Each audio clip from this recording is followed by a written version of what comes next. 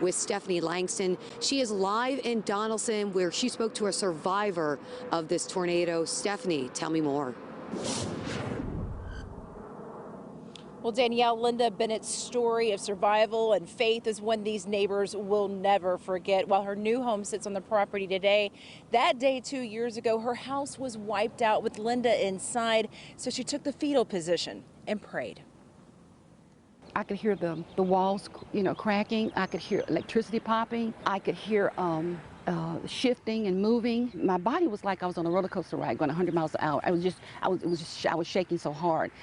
And my face was vibrating from the force of the tornado. I could feel it. In the darkness, during the early morning hours of March 3rd, Linda Bennett hit the living room floor, turning to God. I remembered praying, and I remember quoting a scripture from the Bible, and asking God if He would just spare me, if He wouldn't take me from my babies, just spare my life at this point. And I can remember as I prayed the scriptures out of Mark 4, as I got to verse 39, and when I asked God for peace be still, and everything just stopped, and everything just ceased, and I was just in a pile of rubbish. Pulled from the debris with the help of a neighbor, Linda walked away with only a few scratches and a renewed spirit. Me, of my faith, I knew there could be nobody but God that carried me at that moment.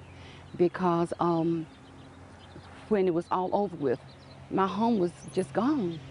There was nothing. There was no walls. There was no ceilings.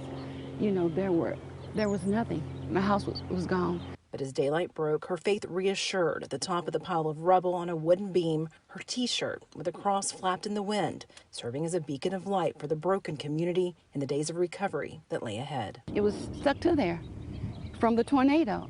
And that let me know that I knew I was truly covered. I know I couldn't be nobody but the Lord that saved me that night. She was saved, but still struggles. It's been emotionally very, very, very difficult for me. And although her home has since been built, she's facing issues with contractors while leaning on her same beliefs that carried her through that dark day.